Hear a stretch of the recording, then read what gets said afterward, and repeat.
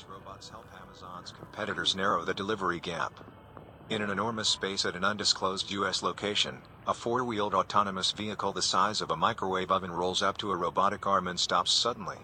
The arm swivels, inserts a probe into the vehicle's plastic bin, and, with a whooshing sound, retrieves a box of hamburger helper. The arm drops the processed pasta and sauce concoction into a cardboard box for shipment, and another little robot car takes it away. This system has been a closely guarded secret. But a few days after Thanksgiving, with shopping season underway, the robot's creator, Boston startup Berkshire Grey Incorporated, gave a Bloomberg Businessweek reporter a peek, as dozens of little machines scurried around the vast warehouse. Berkshire Grey built the system for a large retailer not named Amazon.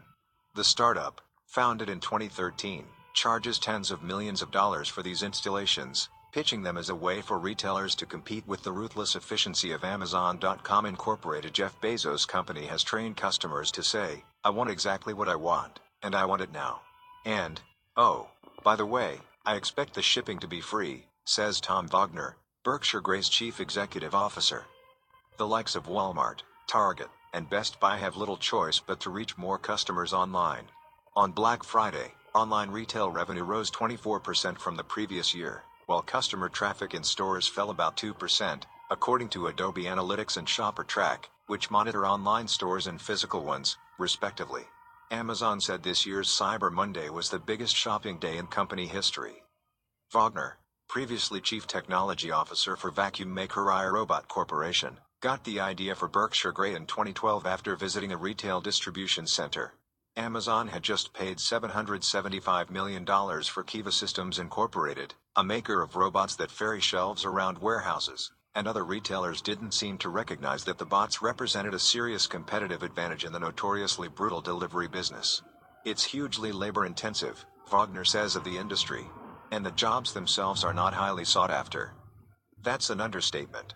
Working in a retail warehouse is so physically demanding and the wages so low that even in an era of automation, companies routinely struggle to find enough workers and face almost continual criticism about low wages and exploitative, unsafe environments.